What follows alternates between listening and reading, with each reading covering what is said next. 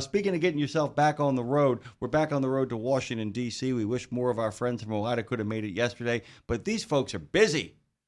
Man, they are omnipresent, ubiquitous everywhere. They are everything, everywhere, all at once. And of course, I don't know how he makes the time.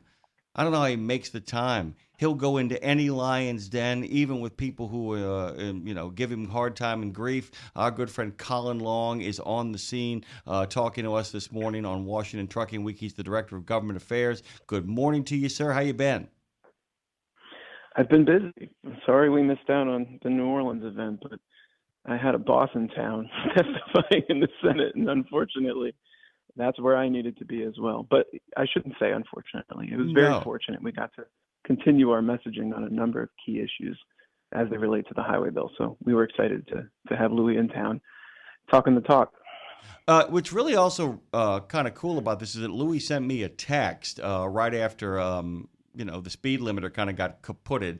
He sent me a text with him in a video with a cutoff shirt acting like he had somehow won a wrestling match and was now threatening to go after the next people and deliberately. Let me tell you, I mean, it was like one of those, we beat this guy, now we're going to beat that guy. I mean, it was classic Pugh. It felt right out of Mid-South wrestling. I suddenly was reminded how old I am. It was just, I'm 5. Yeah, our whole team was out there for that recording because we just love to participate, sit back and watch. And we were talking about like what kind of vibe we want for it, and we actually said like we want this to be like a behind the scenes WWE recording. And Louis like, yeah, I can deliver that, and I think he did. And folks should check it out. It's on X or Twitter or any other social media platform that we have, and it's gotten a lot of attention here in Washington D.C. too. So we're excited about it. I was thrilled because he actually sent me the product itself.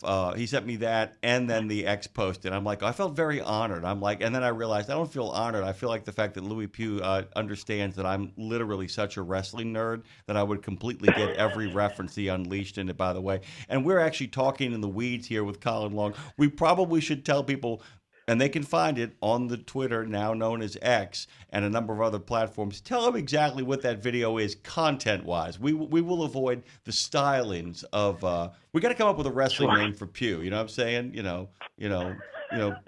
We'll work on it. Pugilist Pugh, something like that. We'll figure out something. I gotta say, Louis brought his girlfriend Jill into town with him. She wanted to witness him testify, so she joined him, and she was at the recording as well. And we were trying to create this like Miss Elizabeth Randy Savage dynamic between them, and it wasn't working. So we just got left with Miss Pugh acting like Randy Savage. But he was excited because it's official. FMCSA, U.S. Department of Transportation, has withdrawn the speed limiter rulemaking that we've opposed for almost 20 years now. They did this back during the first administration, but now they've done it again. And it's a major victory for us because there's still folks on Capitol Hill and throughout Washington who want to impose a speed limit mandate. But their task just got that much more difficult because the administration not only withdrew it, but kind of followed our lead on a number of reasons why and said, actually, it creates more hazards than it does promote safety. So we think that's a really compelling argument to keep speed limiters at bay for hopefully the rest of time. But Louis was just thrilled, and we wanted to do this video in front of U.S. Department of Transportation and give them credit because it's so emblematic of their approach to trucking policy lately under Secretary Duffy, putting truckers first and listening to truckers. We call this a new approach in Washington where truckers come first when it comes to developing trucker policy. And as a result, I think the U.S. Department of Transportation has demonstrated that they're listening and they're taking steps to make the lives of truckers easier, safer, more productive, more successful, and we're just thrilled.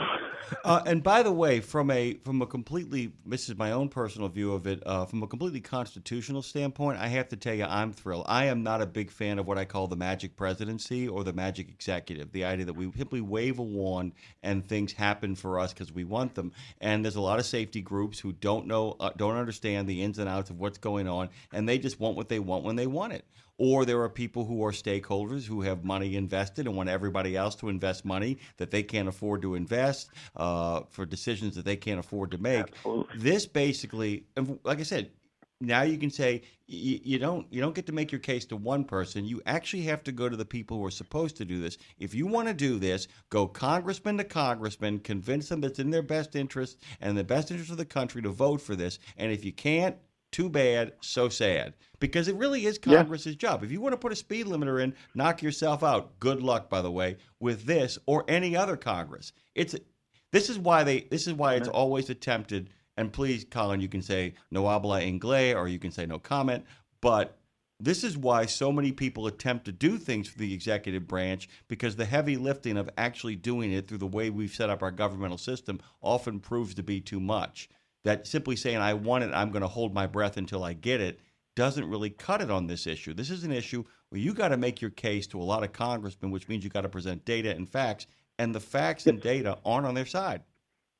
No, not at all. And I think that's what frustrated us and our members so much, is that people were just overlooking the views of truckers and not treating them like the experts they are, and not believing them when they said, this is about our safety, but also the safety of the driving public. And I think that's what makes us so excited about this new Department of Transportation approach, is that, again, truckers are coming first and they're being treated like the experts, and their opinions are being taken more seriously. And Louis said this when he testified in the Senate Commerce Committee, which I'm sure we'll get to earlier this week. He was like, the old way doesn't work. Crash rates go up. Fewer drivers are remaining in the industry to become safe, experienced operators. Everything's moving in the wrong direction. And that's a direct result of Washington prioritizing everyone over truckers when developing trucker policy. And we think this withdrawal of the speed limiter mandate is a great example of folks finally saying enough is enough. I mean, you can convince some folks on Capitol Hill and the previous administration to go through with this, but not, not on Trump's watch. And frankly, you're right. I think forcing Congress to be the one to mandate this in the future it makes it a lot more difficult to ever get a speed limiter mandate put in place, because when you start explaining what will really happen on local roads, and especially in a lot of these big open western states, people say, "Oh, that doesn't make much sense. I can't support a speed limiter mandate." And that's frankly what we've seen happening, not only in the administration but on Capitol Hill. I mean, don't forget we've bills in both the House and the Senate that would prevent a speed limiter mandate from happening now. I mean, that's a little moot, but the bills aren't moot because they would prevent speed limiter mandates from happening in the future under other administrations. So we're still kind of promoting those bills. We want to see a lot of support for those. We want to see them included in the highway bill so we can fully put this thing to rest. But we're still taking a victory lap in Washington now because the speed limiter mandate has been officially withdrawn. And the other thing is too about this is that what I find so fascinating about this kind of reversal of policy is it buys you some breathing space. But here's the other thing. You could make a case that previous administrations really didn't want to do this either. And the joke I make is, though, it's the problem with the loaded gun on the table when you tell somebody, oh, don't worry, nobody's using that gun and it won't go off. Nobody's going to touch Yeah. that pistol and it won't go off. The problem is that even if you're doing it to kind of give them lip service, to kind of say, hey, look, we're exploring this, we're looking at this, we know how this happens. Sometimes people talk about something long enough that people begin to accept the idea, and then it just happens, and nobody knows how it happens. By doing this, you take the loaded gun off the table. Yeah, we're not going to use it. Okay, well, if you're not going to use it, then take the loaded gun off the damn table. Yeah, And exactly. this is taking the gun off the table. I want to pivot to a tale of two Louis, because, we make the joke all the time. Mr. Pugh goes to Washington, Mr. Long goes to Washington. But what we're talking about now is a tale of two Louis. So Louis 1, of course, is the Randy Savage video maker on X. Louis 2, though, anybody sees those pictures, Mr. Pugh knows how to sit himself in front of a congressional committee, a senatorial committee, and be able to talk himself in a nice suit, looking sharp and talking in some folksy sort of humor. I'm going to actually keep on saying Pugh for Congress just to piss him off, not because I really want him to do that, because he knows how those guys operate. But Louis cleans up nice, doesn't he? He does, yeah, and he's becoming a bit of an expert. He testified in front of the Senate Commerce Committee subcommittee on transportation earlier this week, and it was his third time testifying before a congressional panel this year, and it was the second time before that specific subcommittee. So he's getting pretty comfortable with it. And I think what I appreciate most is that as he becomes more comfortable with it, his talking points don't change. His style doesn't change. He's still authentic, and I think that's what really resonates with a lot of folks on Capitol Hill, whether it be staffers, whether it be members of the Senate, or administration folks who are watching from their desks over at the USDOT. I mean, people are watching Lewie and they appreciate what he has to say because they know it's authentic and they know it's built on 23 years of driving and 2.5 million miles of safe driving. And if we're listening to anyone when we talk about trucking policy and how to improve safety and how to improve working conditions for drivers, I mean, you should be talking to Lewie. He's been living that life for decades, and now he jokes that now he drives a desk at OOIDA. But I mean, those 23 years and that 2.5 million miles it's major. I mean, there's no one else who testifies in the Senate who can provide that type of experience. And even the other day, I mean, he sat down with 3 other executives, one from the Teamsters Union, one from the American Bus Association, and our good friend Chris Spear from ATA. And Louie's got more experience in everything that they're talking about than they do combined. And I am bragging a little bit because that's kind of the essence of OOIDA. I mean, drivers started the organization, drivers still lead the organization. And when the Senate or the House wants someone to come in and talk about trucking policy, we send them a driver. So, yeah, he did really well. I hope to have him back again. Well, and the other thing is, too, and this is really inside baseball, but really important for a lot of friends to listen to. Everybody talks about the dream. And by the way, this is as close to the dream as they're going to get in regards to somebody at the FMCSA running the division with the appointment of, the soon-to-be appointment of Barr up there. But the thing about Lewie that's so great when he testifies is that the men and women on the senatorial committees, when they get a chance to see him, they are seeing what and by the way, I'm not suggesting him for this role because I know you guys love him where he is, but people could look at that and say, that's what a trucker would look like. That is what an informed citizen trucker would look like if they ran the FMCSA. That's what it would look like. That if a trucker, everybody's dream of, they got to get a trucker to do this. And of course, what too many people mean when they say that is a guy who rides up and down the roads and does the job and does the remarkable stuff that these guys do for a living. But this guy actually brings it's like a 5-skill baseball player. It's like he's got the driving experience, he has administrative experience, he has policy experience. And so that's what it would look like. And so even though he's not the head of the FMCSA, they actually get a real good vision of what that would look like if an absolutely pro-trucker was running the FMCSA, who was actually also a successful trucker. And so it carries that kind of gravitas. Matter of fact, it's what a lot of Americans wish people who ran departments like that would look like when they get to those jobs, as opposed to being a Harvard graduate with connections in the boroughs and canyons of New York. No offense to those folks, but you know what I'm saying.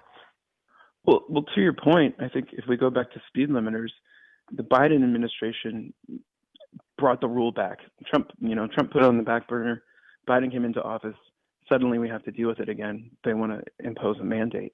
I think that's the result of leadership at FMCSA at the time, not having the experience or the knowledge of the trucking industry to know that they were stepping on a landmine. I mean, they brought it back and they were flooded with opposition.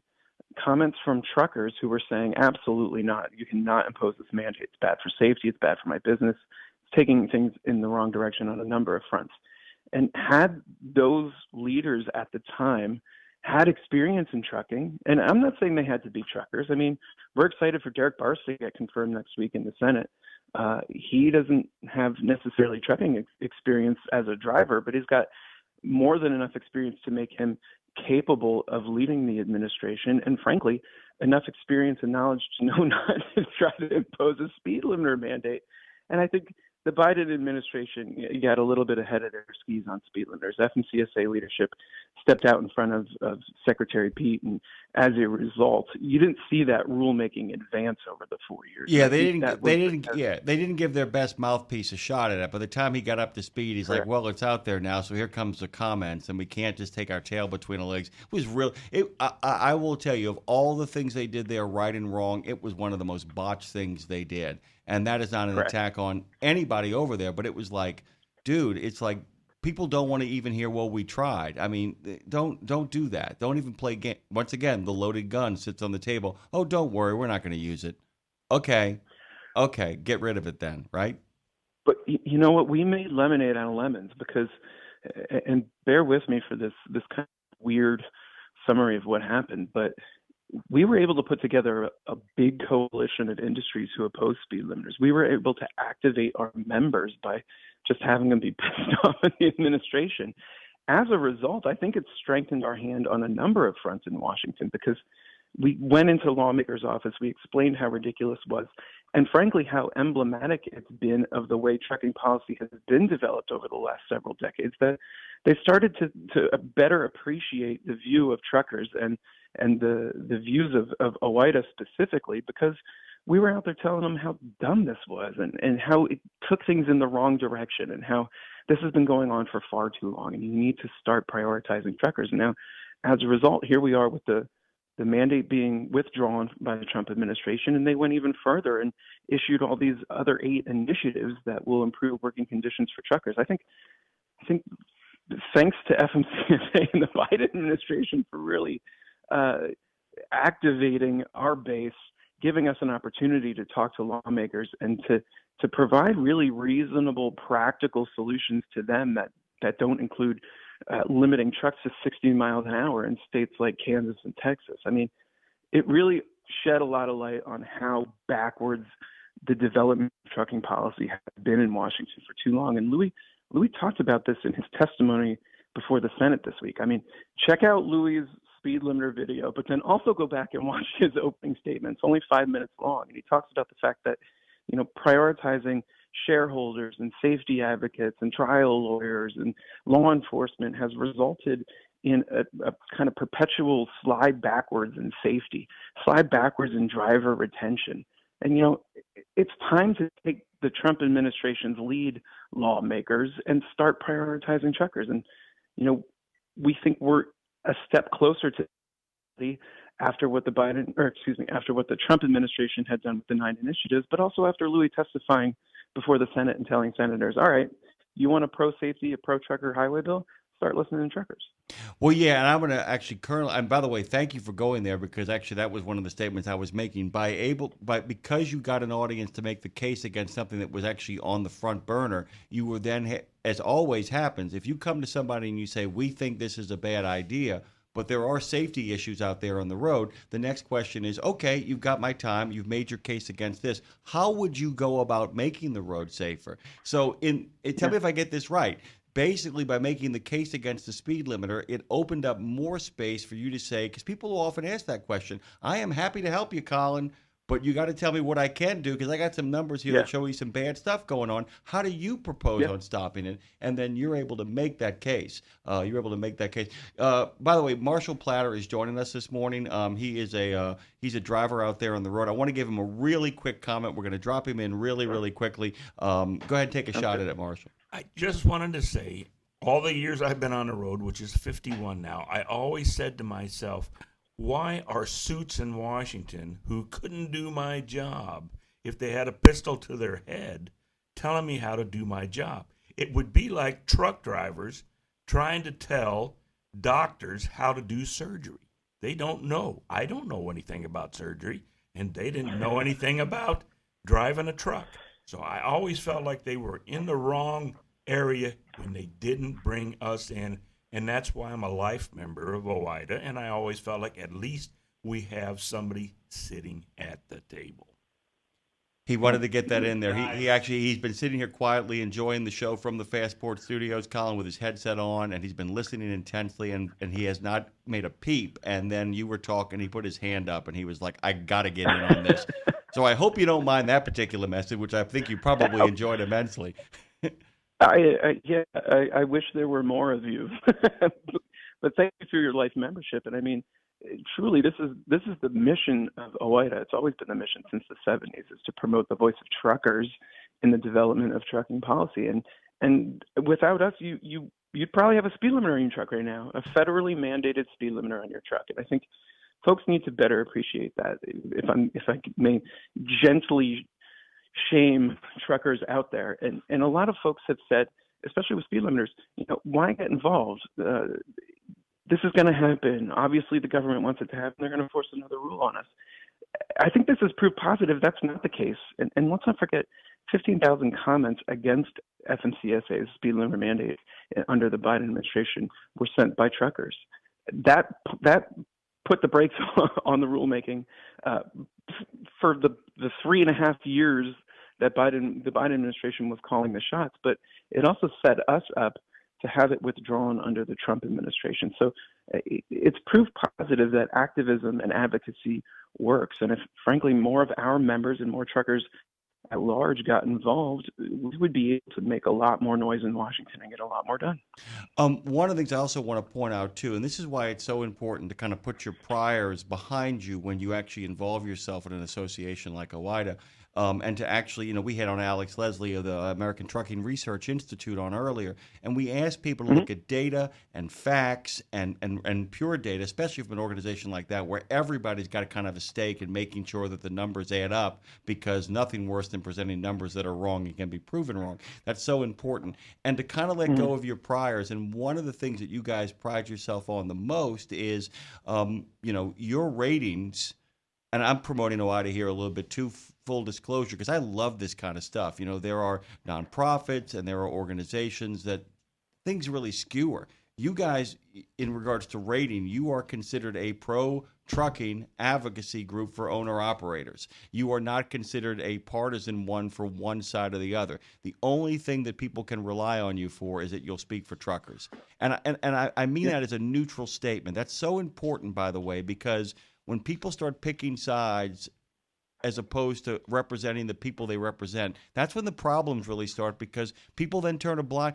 If you can't talk to everybody, you can't win, because it means you're basically constantly getting whiplash back and forth every time an administration or a house changes, right? Yeah. And, Lewie mentioned this in his testimony as well. He was like, OOIDA is not a partisan organization, but we give credit where credit's due, and the Trump administration deserves a lot of credit right now. And he pivoted and said, it doesn't matter what party you're with. You can embrace this pro-trucker approach that the Trump administration has set an example of, and you'll probably get better results out of it. I mean, you'll certainly have more happy constituents back home, but things like safety and driver retention and supply chain efficiency can all improve if you take truckers at their word and treat them like the experts they are. But you're right. I mean, OOIDA is a nonpartisan organization. When I hang up with you, I'm talking to folks in the House about bipartisan legislation on lease-to-own schemes. Later this afternoon, I'm talking to folks in both parties about restroom access. I mean, that's how we get things done. And no matter who's calling the shots, we're capable of working with them, and we're capable of advancing truckers' agenda. But we're very pleased that there's this new promotion of truckers as really highway safety experts, and maybe they should have their views prioritized by folks in Congress, and we're going to continue to run with that. A tale of two pews, by the way. You can actually check out Lewie's testimony in front of Congress, and you can also see him doing his best Mid-South Wrestling Randy Savage impersonation as well on numerous platforms. I got to tell you, Collin, I almost fell on the floor. I was literally in mid-show, and I looked down, and I see suddenly this guy wearing a tank top being like, "Woo! We got rid of it! Woo!" It was genius, and it's so much fun. You can check. It's over on X. I know that for a fact. Where else can it be found? Yeah, I'm not even sure anymore. It's been making the rounds. So whatever platform you use, you can probably find your way there. I mean, it was included in a political newsletter this morning to Capitol Hill, so it's being seen by just about everybody. So if you haven't seen it, definitely visit X first, but then it's probably everywhere else by now. By the way, you can also find it on the Book of Face at OOIDA, OOIDA. You can find it on Twitter, of course. Well, previously Twitter, now X. It's on the Tube of You. It's everywhere, guys. Just check it out. You get to watch Dandy Randy Savage, better known as Lewie Pugh, as Lindsay Lawler, who's actually joining me in the background, loves to say. Collin, it's great to have you, man. We'll get you down in New Orleans. We'll figure out a real pro-trucker event as well, too. Thank you, brother. Thanks. I appreciate it. You got it.